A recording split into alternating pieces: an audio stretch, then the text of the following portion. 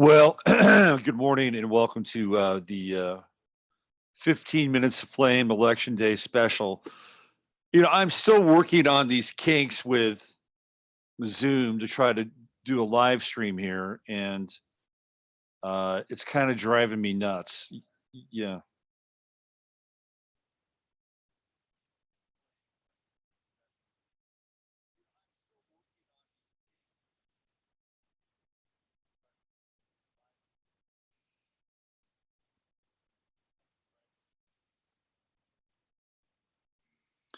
So, first of all, there's a bit of a delay and a lag time. And second of all, I tried to do it over on the other channel, but it was not being responsive. So that was I gotta figure it out. So, sorry for the confusion.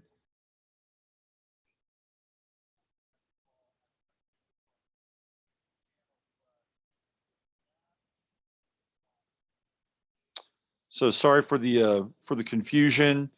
But the reason why I wanted to do this via Zoom today is so I could integrate some graphics and and kind of get into this whole concept of the chart of the day.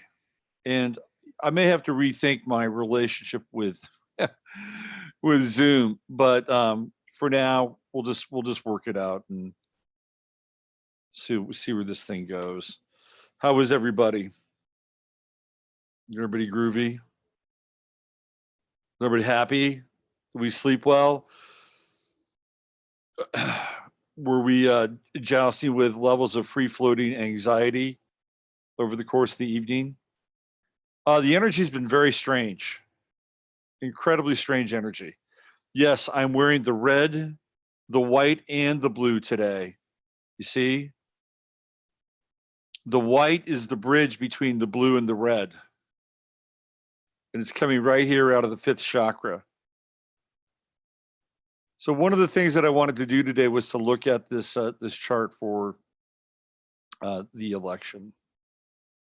Give it just one more stare down, one more eyeball before whatever happens, right? Because it's going to be, I think it's going to be a crazy time. The tensions are absolutely roiling, and it's going to be very fascinating to see what goes down. Get a new subscriber, Barbara McIntosh. Hi, Barbara. Nice to meet you. Trying to get the election chart. Here it is. Up online so I can actually link to it. See, now we get to do the images thing, correct? We have to find out, we have to look at images now. This is one of the reasons why I jumped in and did the Zoom thing, because it does allow for us, or for me for that matter, to bring images into the mix and do some breakdown, expository stuff like that, right? So where are we? It would be helpful if I kept the chart on the computer. Give me one more sec here. Once we get going, I promise you, this will be kicking. Promise. Okay. One more moment in time. So what I was trying to do is I was trying to just give you guys a good view of the chart so we can jump into it. Of course, we'll talk about other things as well, which is what we always do here. I thought yesterday's show went pretty well. I enjoyed it. And we had a little exchange. There was an exchange on there with Sarah, who said that she enjoyed the show. Doesn't always agree with me. And that, you know what? That's really okay. It is really okay to not have to agree with me. I'm good with that. I am good with that. If you want to agree with me, I'm good with that too. Just to let you know. Hey, Randy and Emily and I did a cracking show last night. You don't want to miss it. If you're an off-planet person, you'll enjoy the Patreon. And we went for quite a long time last night. So you're going to get your money's worth, both you Patreon and non-Patreon people. It'll be a show that you'll get into. And Randy lays out the SSP, the Secret Space Program, pretty clearly in the second part of the show. So why don't we just why don't we get into this? We get into some other stuff today too, but I wanted to bring this up. Just here we go, because this is where we are. This is the chart that's associated with the election right here. Yep, there it is. And this is the end of the night. So I just thought we'd go over this one more time so that we can get a sense as to where the energies are, because I've spent more time with this chart. And I think it's pretty significant, actually. And I got into some of it with Randy and Emily, but I didn't get into it in as much detail as possible because we talked about so many things. So let's break this down a little bit. This is 11 o'clock at night, election night tonight in Washington, D.C. And one of the things that really struck me, of course, and I talked about this before, is Uranus at 29 degrees on the midheaven. And that's a very significant aspect for 11 p.m. in Washington, D.C. You know, clock is striking midnight pretty much. Well, not quite, but it's close, correct? It will be midnight as Uranus moves into that 10th house. So let's look at this for a second. With Uranus at 29 degrees, we're at the anaretic degree. And when Uranus went into Aries, it started off with a bang. And it started off right around the time Fukushima happened. And in fact, we had two significant transits with outer planets. Neptune went from Neptune in Aquarius to Neptune in Pisces, and Uranus went from Uranus and Pisces to Uranus and Aries. So we had literally this explosive event at a tectonic, oceanic level. So, and the fallout from that event has still been hitting us since then. And there are some people who believe that there was a micro nuke that was planted at the base of that what is it? It's like a shelf. There's a shelf that runs off of Japan and off the coast of Fukushima, and then drops off. And apparently, this was one of the theories, that there was a nuke that had been actually set off there on that shelf, which created the mega tsunami that took out Fukushima and then hit the power plant. So, I mean, that's a theory. But when you look at Uranus moving at that volatile degree from Uranus and Pisces to Uranus and Aries, and just to give you an example for the timeline, I'll let you know when that is. So let's do this. Let's get into the timeline there. And I'll tell you when that happened. So I'm just setting sort of the groundwork to understand, you know, the explosive nature of Uranus and Aries and how it all sort of got triggered, literally, and the fallout and kind of where we are on election night. So let me get into this. Okay, so we're going to go all the way back to 2011. It's actually been 7 years since Fukushima's happened. So let me go into 2011 and I will give you the exact rundown. So it was 3/11/2011. That was the date of Fukushima. And on 3/11/2011, let's see, we had Uranus on 3/11 was at 29 Pisces, right? And then 2 days later, on the 13th, Uranus and Aries kicks in. And we're dealing with the fallout from Fukushima. At the same time, Neptune was in Aquarius. So when Fukushima happened, we had both Uranus and Pisces and Neptune in Aquarius at the anaretic degree. And again, it's beyond unstable. There's no energy, and we're in the transition from one sign to another, and we're going from air to water, deep water, and from water to fire. So it's a combination of water to fire. And on April 5th, Neptune goes into Pisces on April 5th. So just a few weeks after that. Now, this is the culmination of that time. And when we have Uranus in Aries up at the top of the chart, what happened? Or just Uranus and Aries in general, what happened during that time? For 7 years, Uranus basically made everybody into, raging assholes. No, I'm just kidding. People decided that they'd had enough. That's Aries. It's the individual. It's the self. Uranus is radical. It's revolutionary. It's the radicalization of the self, of the human. And there are a lot of different things that went down during that time or over the past 7 years. I've talked about this before. People got woke. People got red pilled. You had all these different kind of individuals who were connected to group consciousness vis-a-vis Uranus. So whether it was MAGA, because MAGA has become a group, right? It has become a group, or Black Lives Matter, or LGBTQ, or hashtag Me Too, or or even groups like La Raza, or Aslan, right? These are groups, and they've all been the individual's been radicalized over the last 7 years with Uranus and Aries. And then when Uranus moved into Taurus, what happened? We had, again, another bang. We had a major piece go down with the volcano in Kona, right? So we can see the effects of Uranus and how, whether they're theoretically triggered events. By the way, there are some people that think that that volcano was triggered too.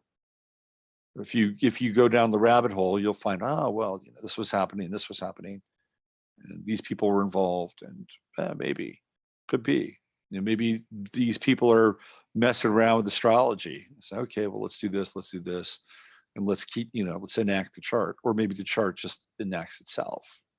Question mark. But in any case, the last 7 years, we've seen factions of people, really come online. I mean, Uranus and Aries has done its job. People they're awake, but what we've also seen is awake to the degree they can be. Some people think they're awake and they're not awake. Some people think they're woke and they're not woke. It's just the way it is. But we're all at a certain stage, and we're all doing our best to get there.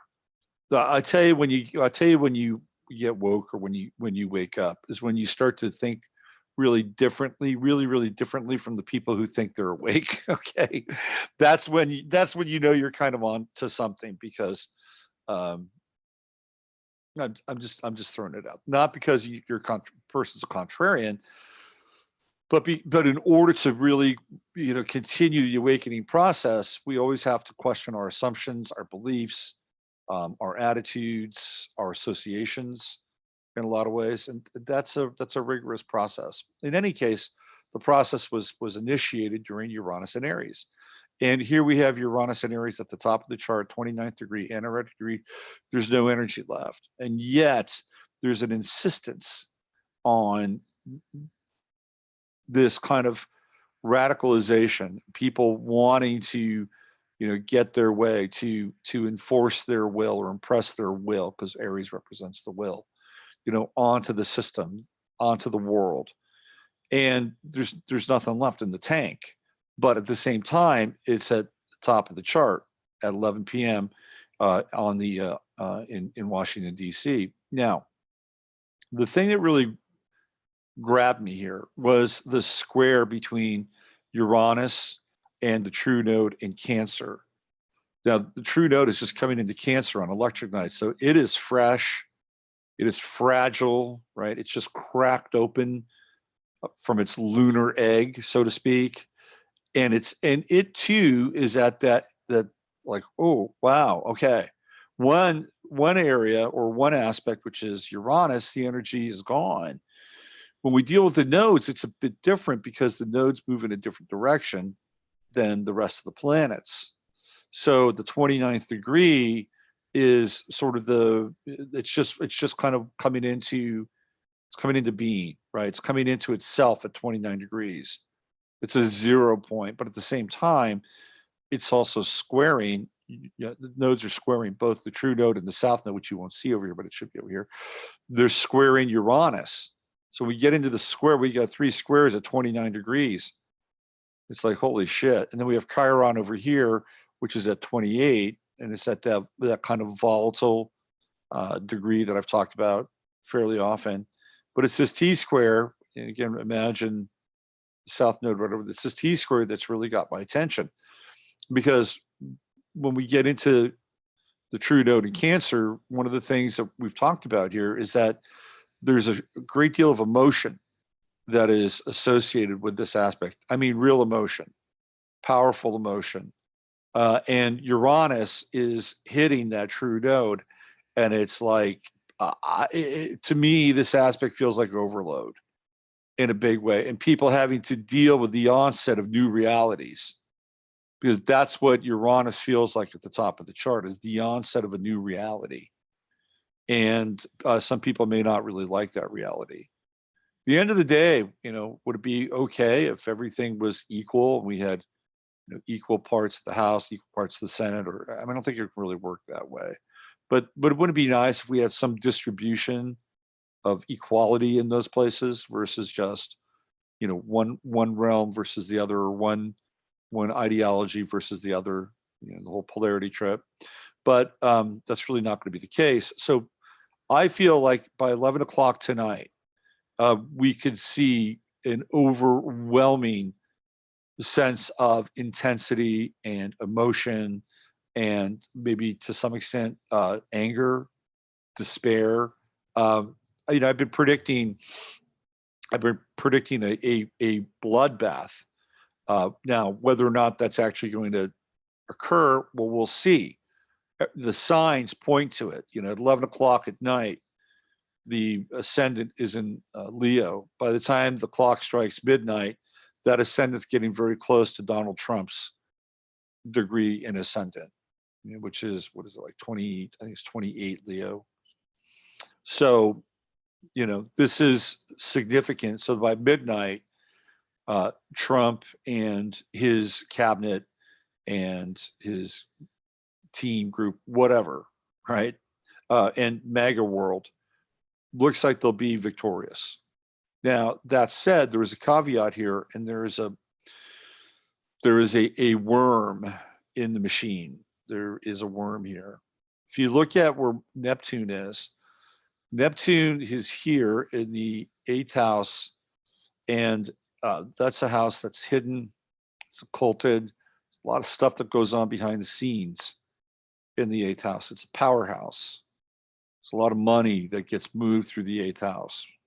So we have Neptune here. Neptune is representing that there is a great deal of flow taking place in a very, very hidden and dark part of the chart.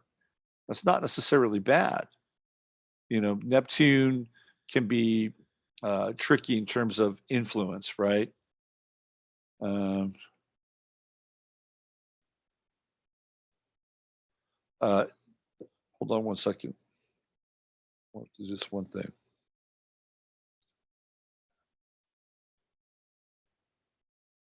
One thing.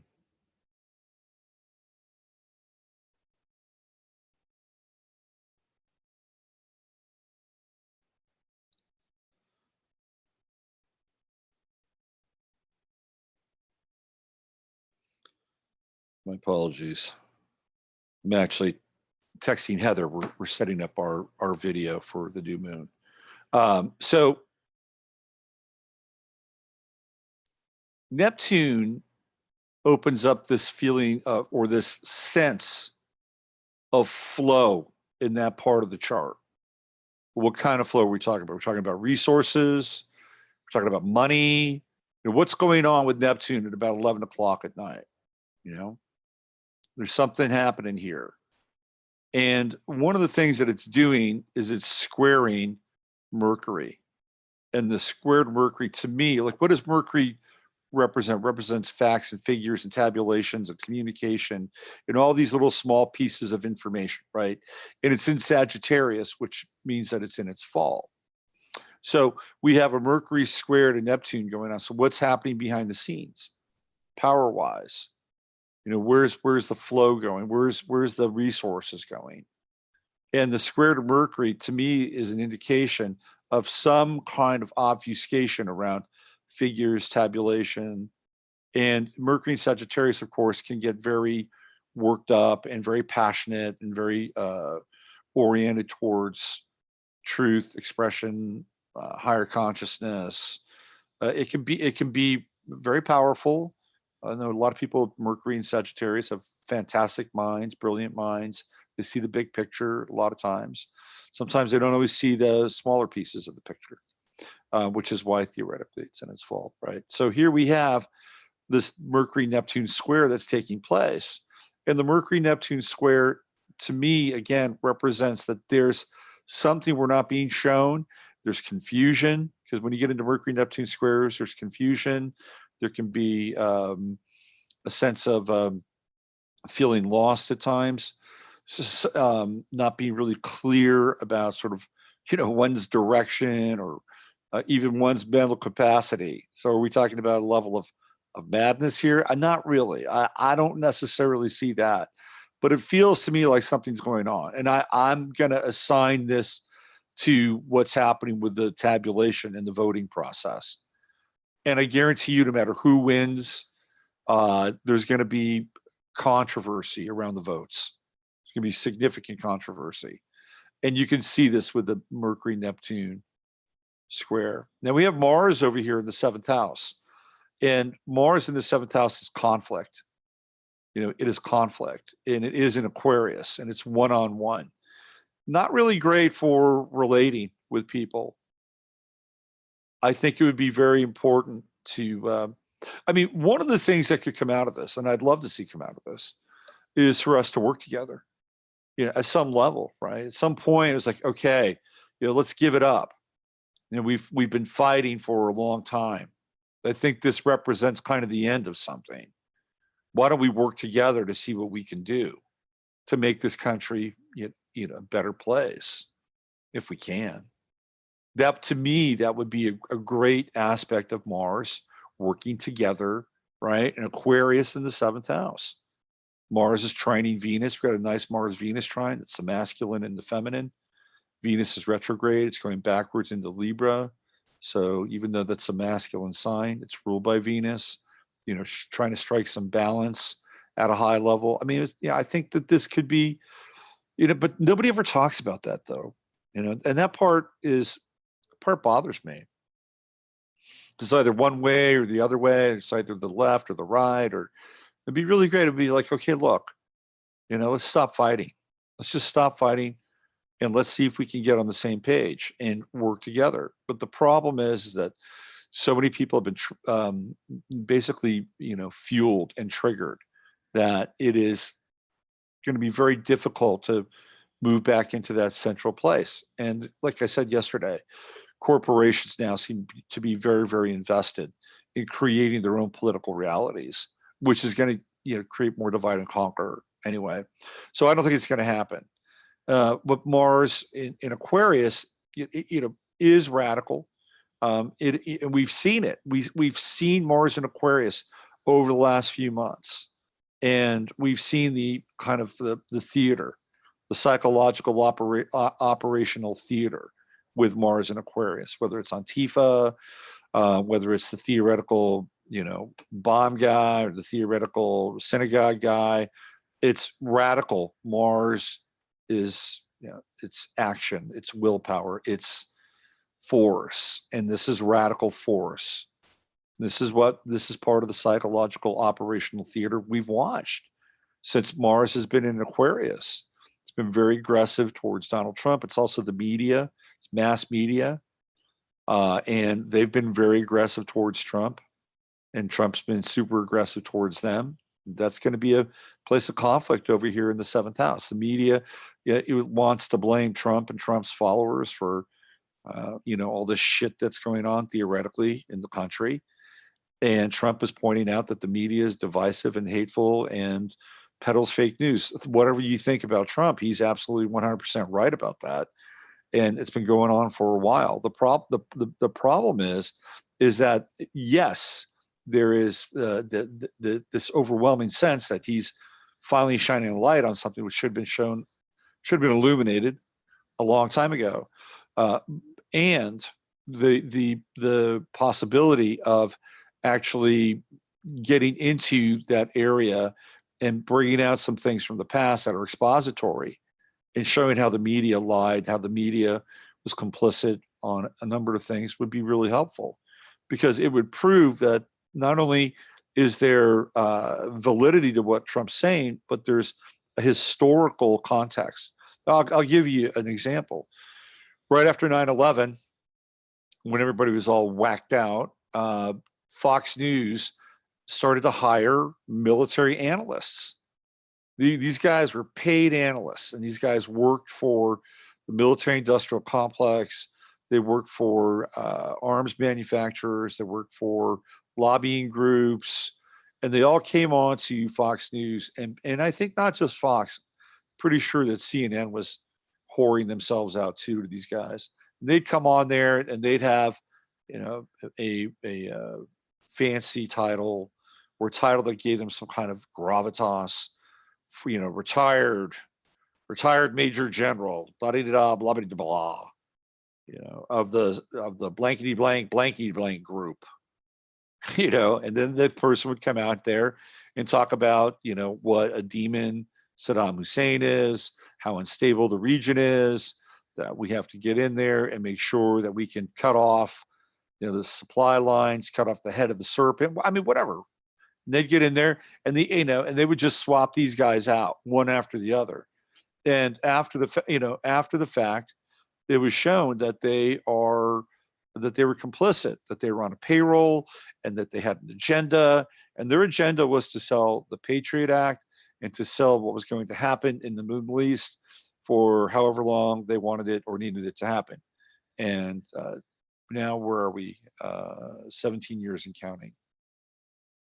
The media was lying, absolutely lying. They were totally complicit. And it would be nice if, somebody inside of Trump's administration, maybe Trump himself, could actually lay this out. But he can't, because, he's sort of really in bed and sleeping with the military industrial complex.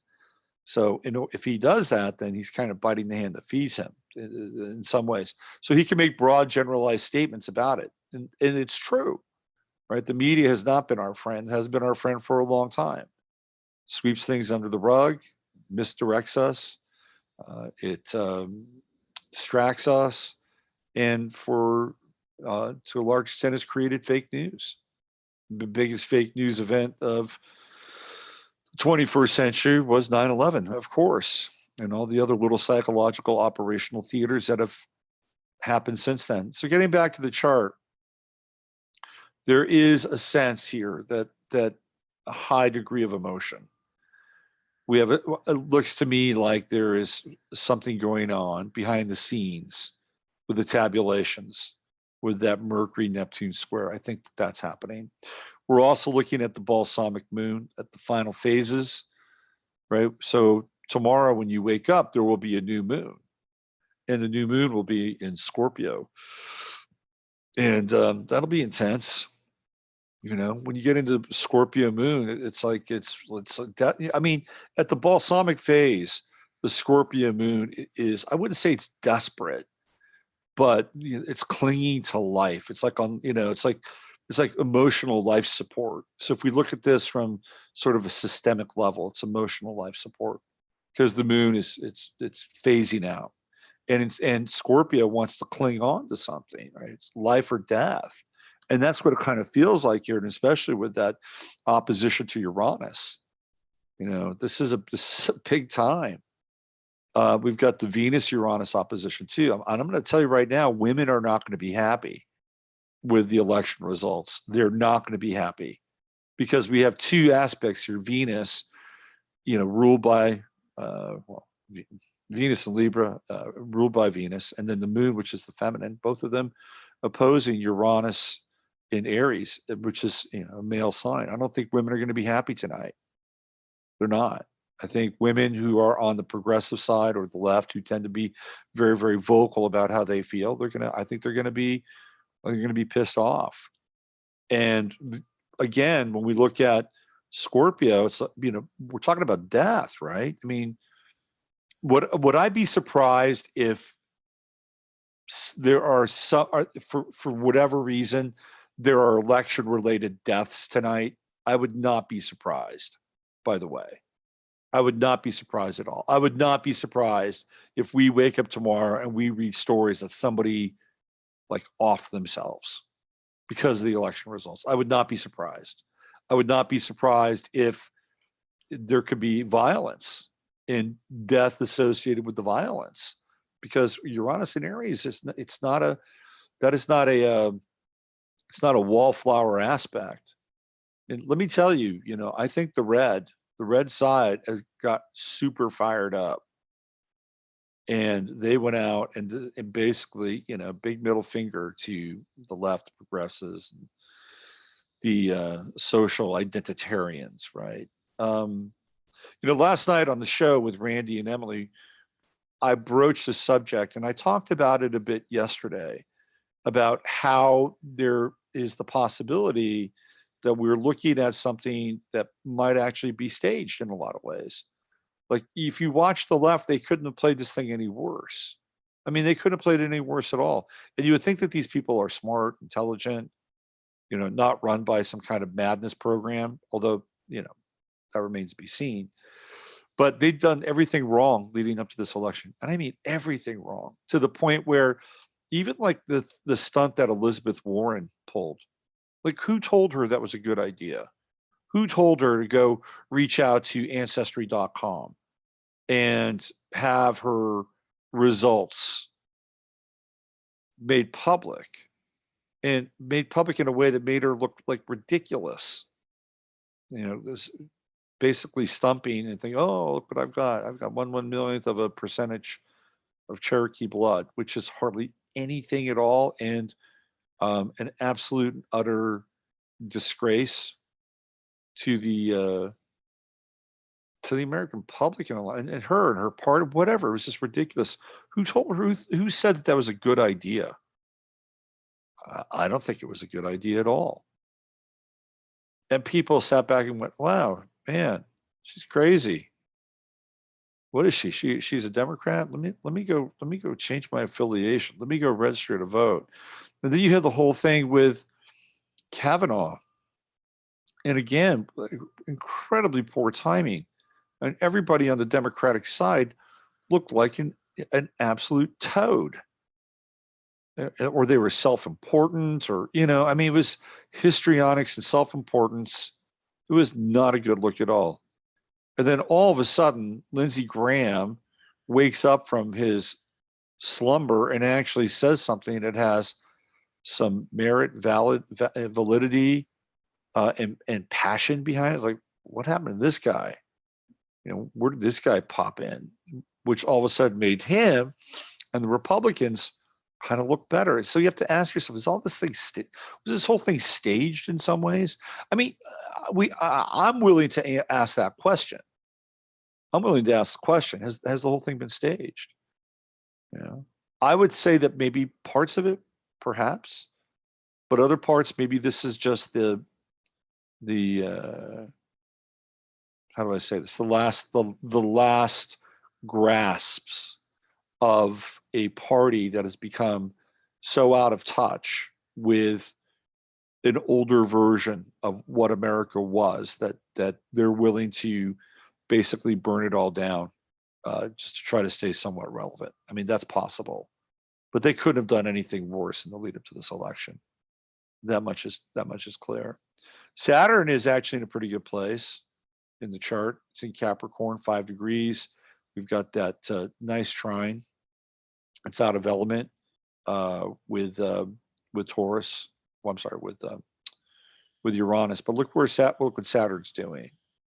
Saturn is in trine with the midheaven here, and Taurus. So to me, if we were having a discussion about Saturn and the elites, look what Saturn's doing. Saturn is moving that energy right up to the top of the chart. So it's dominating the top of the chart. Saturn dominating the top of the charts for 2,000 years. Hit after hit after hit. Anyway, and it is in sextile with the moon and the sun. So it's tapping into this energy, this balsamic energy, and getting ready to creep up into that sixth house. So again, but it's not afflicted. Pluto's afflicted, squaring Venus. Again, Venus represents the feminine here. I get a sense that there are going to be a lot of unhappy women that are going to have to deal with this. Now, is this midterm going to split the country in two? It's kind of interesting. Like, look at the chart. The chart is literally split in two. You know, we have a bold chart here. We have one half of the chart that is unoccupied, empty, void, nothing there. And we have another other half of the chart, which is, from the root to the fruit, filled with astrological aspects, energy, data, etc. So it's a really interesting chart that is symbolic in a lot of ways of our time. The empty, right? This part which is devoid, and this part which is filled with all kinds of influence. It's a notice, but it's an interesting notice, right? Are we going to have what's it going to be like after I just feel like this chart is symbolic of that. That what we're going to witness is heavily tilted towards one side, and nothing really coming out of the other side. So are we going to have violence? I mean, what is this world going to look like 48 hours from today? What's going to happen 48 hours from today? Of course, we have 11/11 coming up, 11/11/18. So that's 11/11/22, and then 9. 22 and the 9 is 31/4. There are people that are talking about, another rapture or apocalyptic or major event starting with the economy. 11/11. One of the things that we talked about last night with Randy and Emily together is the fact that there's no balanced budget. In fact, there's no budget at all, and nobody's done anything. It's all right now, and has been for a long time, smoke and mirrors and fumes. But I don't think that the United States, or the corporation known as the United States, is the only country that is running on smoke and mirrors and fumes. I think if there is an economic issue or an economic time bomb that's ticking, it's not just this country, it's the entire planet, with maybe the exception of Switzerland and Liechtenstein, who knows. But that's my sense. And we're going to have to deal with that, post-election. How's that going to go down? So right now, this is a very interesting phase. A super interesting phase with that balsamic moon just coming into play and really coming into the intensity and the focus tonight. And will we be dealing with a different world tomorrow? And I would say the answer is absolutely positively yes. And to what degree we're going to be dealing with a different world will depend upon a number of different things. But that radical energy at the top of the chart in Aries is a very key indicator in a lot of ways as to what the vibe is going to be like. And I would not be surprised if certain areas, if we don't see rioting in certain areas or some kind of major protest, or not major but protests, staged or otherwise. I would not be surprised if this happens tonight, especially if things start to really tilt towards one side of the chart, not the other. I'm going to try to get into the chat room and just see what you guys are doing and talking about. It's a little tricky with the webinar feature, but let me see what I can piece together here. Let's see what we got. If there's anybody, where is everybody? Oh, what do we have here? All theater, baby. Let's rip the Band-Aid off, repeal the Hart-Celler Act. I'm going to be an unhappy woman after this pap smear. I remember Judge telling me, if ignorance of the law is my problem, imagine if Warren was charged for lying on all her government-approved papers that say she's Native. There's Jim, happy new moon. We're not quite there yet. We're getting there. As far as election, I'm grasping my prayer beads and keeping a low pro. Yeah, I think so. Hey, I'd support Warren getting charged. What else do we have here? The death of McCain happened to Lindsay. Yeah, we talked about that a little bit, right? Once he got out from under that military industrial complex shadow, who knows what else was going on? He seemed to have come alive. Was John McCain like, was he extorting Lindsey Graham? Let's see, RVB, standard team, deathmatch arrangement. That's what else do we have here? It would be great if certain people off themselves. Wow. That's an interesting comment. And you got anybody in mind? Just out of curiosity. Deport 50 million people, then America wouldn't be great. It would be awesome. Okay. What else do we have here? Yeah, because illegal aliens be packing the voting booths. We'll see about that. I've seen the monsters Obama imported with my own eyes. Yeah, you know, this is big. If you want to go back historically, the person who opened the floodgates to immigration was George H.W. Bush. It was George H.W. Bush and it was Ronald Reagan. It was the Reagan and Bush administration that opened the floodgates. There's a big chapter on it in Kathy O'Brien's book. She talks a lot about it. And we're seeing the culmination of that. Let's see what else we have here. Hey, Robert, I just voted. Repeal the 14 no mas ostemos lanos. McCain was Graham's handler. Yeah, that's what has been reported, right? That he was actually extorting Lindsey Graham. That's what I've heard. As far as what else do we have here? Anything else? Andrea says, let's rip the Band-Aid off. Yeah, we're going to see something pretty raw, I think, tonight. Bloody Reagan's amnesty. Yep.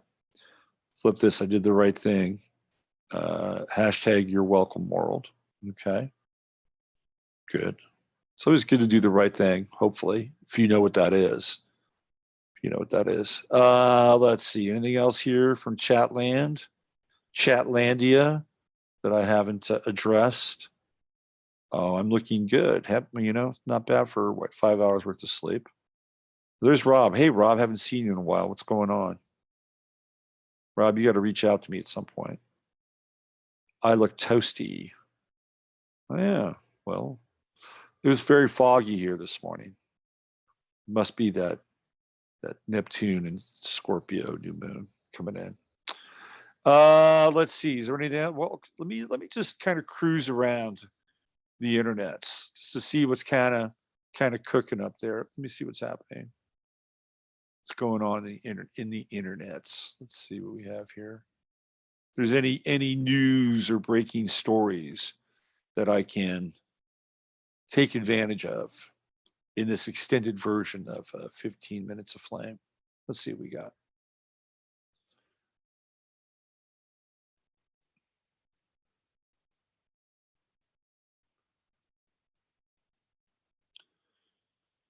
Okay, I love going to Yahoo.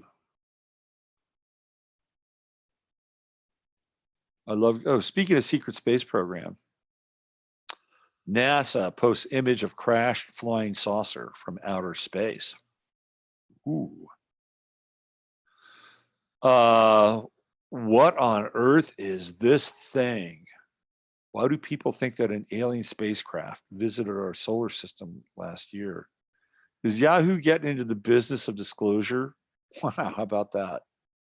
Oh, top story. You know you're screwed when the top story is Khloe Kardashian rocks string thong in sexy shoot after Tristan Thompson cheating episode of KUWTK, which is, I think, a abbreviation for the Kardashians show. What else do we have here? Let's see. There's a lot of sports stuff. A lot of sports. Oh, we have the daily bad white guy story that Yahoo likes to peddle. Representative Steve King makes bigoted joke about Supreme Court justices Kagan and Sotomayor. Bad white guy. Bad white man. Let's see. Somebody sent me this this meme. It was it was Alec Baldwin dressed up as Trump, like his Saturday Night Live thing, and it said "goes to jail," and right next to him was a picture of Trump, and that picture says "still president." So Alec Baldwin denies punching man in parking lot. You really believe him? Alec Baldwin's a hothead. He's a total hothead. Okay, let's see. Now we got this Maywood teacher caught on video punching student, receives support, growing GoFundMe account. So this teacher beats the hell out of this student. Holy smokes. He's just wailing on this kid. Oh my God. The teacher seen punching a student during a fight at Maywood Academy High is gaining support as a GoFundMe. Wow. Interesting. Very interesting. What else do we have? Anything else? Anything else? Let's see. Quiet on the news front with Yahoo. You would think that they'd be stoking the fires a little bit, but they're not. Let me just check out one of my other news sources here today. Anything else happening that we need to be aware of? Let's see what we got here. Okay.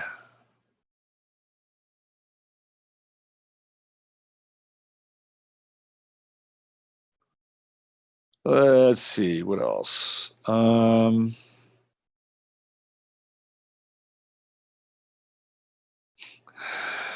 this is interesting. Now that I have screen share, I can show this with you. Why don't we look at this? This is interesting. I'll put this up here.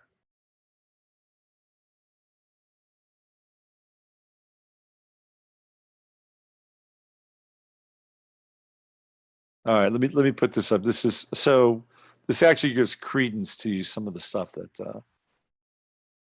I talk about on this show. Let me jump into.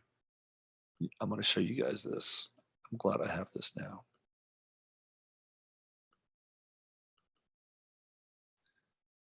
Okay, what do we have here? Who are these guys? These are the sons of the newly elected president of Brazil, Bolsonaro. This guy, he's wearing a Mossad shirt. This guy is wearing an IDF shirt. They are both his sons. This has gone viral, by the way. So Bolsonaro is he's a Pentecostal.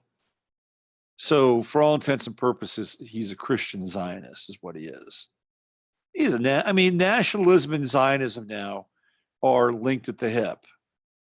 Like it's hip. It's hip to be Zionist if you're a nationalist, which is really unfortunate. Can't we just be nationalists without being Zionist too? Does it have to go down like that? So you can hear, I'll just read you this. You can check it out. A photograph of Brazilian president-elect Jair Bolsonaro. A son sporting IDF and Mossad t-shirts has gone viral. RT set out to verify the image and find out the story behind it. The photograph showing Eduardo and Carlos Bolsonaro walking in Israel is getting attention on social media. In the wake of right-wing Bolsonaro's election win, the siblings are pictured donning t-shirts, advertising Israel's intelligence service, Mossad, and the Israel Defense Forces. I bet you could get those Mossad t-shirts online somewhere. I wonder if Amazon sells the Mossad shirts.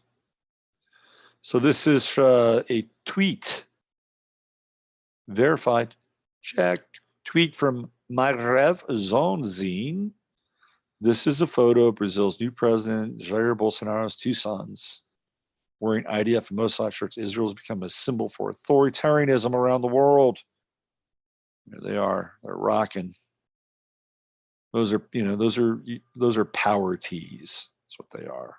Power tees. The image has circulated on social media message boards.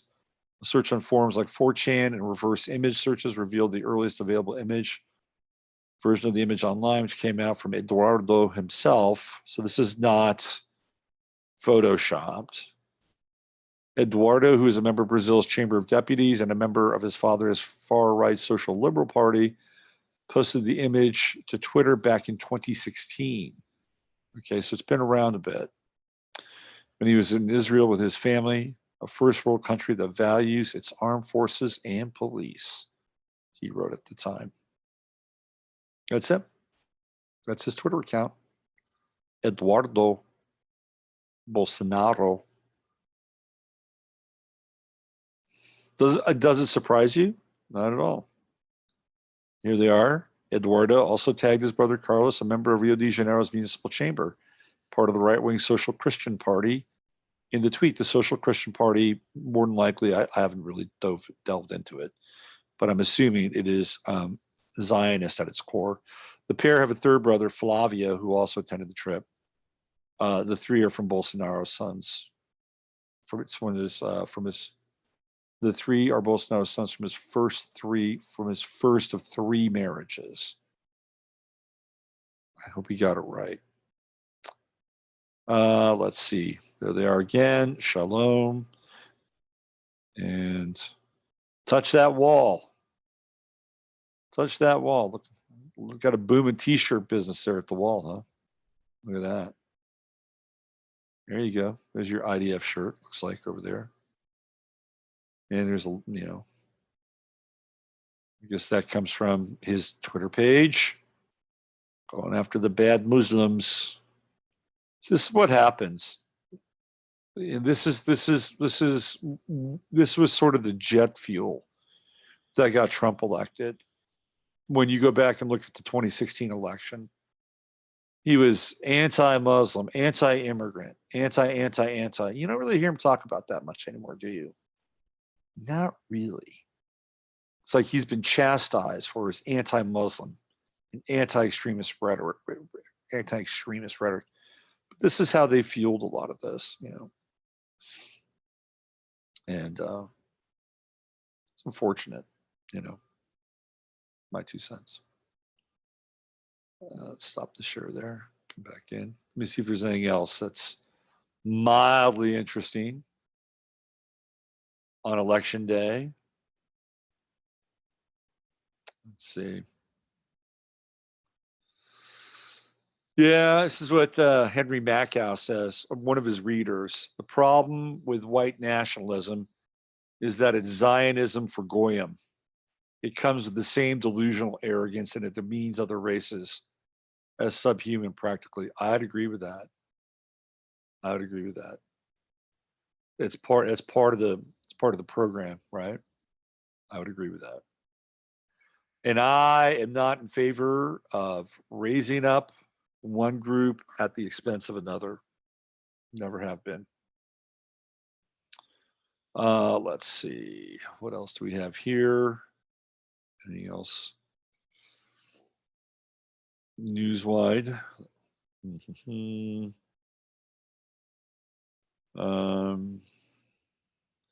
NBC says it won't run this ad. Make it go viral. Vote, #vote to save. Vote red to save America. Should we see if we can watch the ad that NBC is not going to run? I'm enjoying playing with this live stream stuff. Let me just see. No, it's not. I can't do it. Let me see. What is this?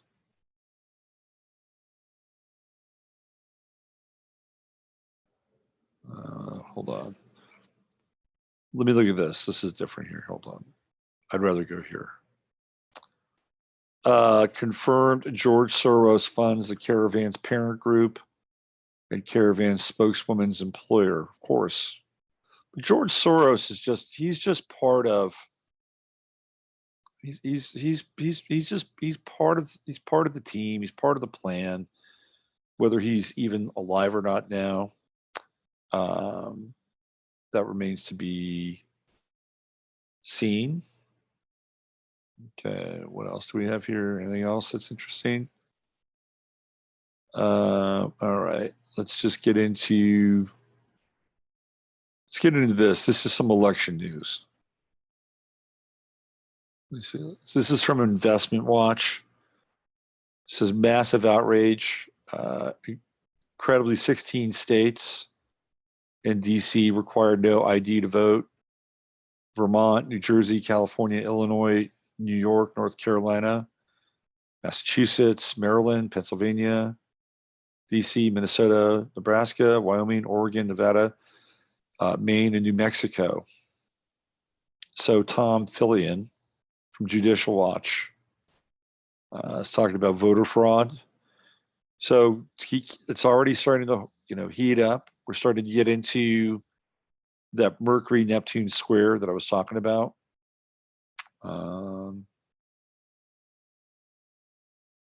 Look for more irregularities on the voting side of things today, tonight, tomorrow. All right, let me get back into the chat room. Let's see if there's anybody else, any other action happening in the chat room. Let's see. What more can Jesus Christ do to prove he's got your back? Come on. Okay, what else do we have? Good morning, Robert. Trucking in Arkansas. What a great day. Christianity is not Zionism. The church is a unique body. Amazon has the t-shirts. Yeah, I bet. No wonder. How was a copper wire invented? 2 Jews fighting over a penny. Oh, man. That is brutal. That is a brutal statement. What else do we have here? That's strange. Can you imagine anyone seriously associated with the CIA walking around with the CIA? Yeah, they're not associated with the Mossad. I don't think they were associated with the Mossad.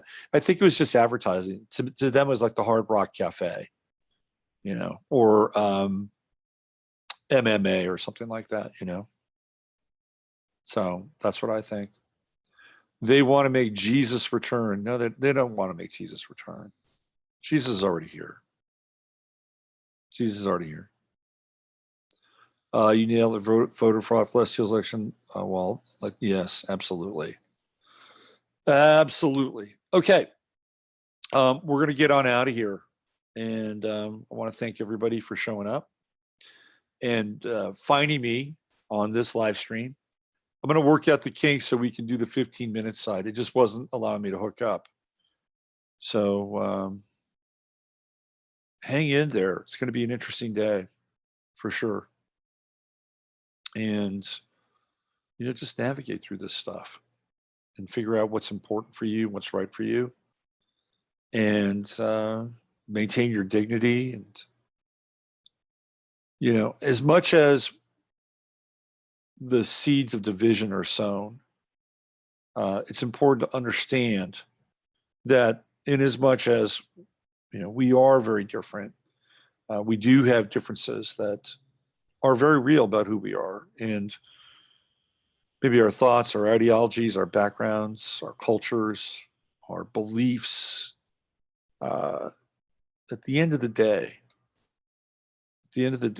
there is a spirit. There is a great sacred spirit that runs through each and every one of us, even people who I think don't have souls. And I do believe that there are people that don't have souls. That spirit, that current is still available, and you can still jack into it. And that's the one thing I think we need to remember. And then all you have to do is flip a switch, and it's right there waiting for you. And then your world changes. If you can get over a few things.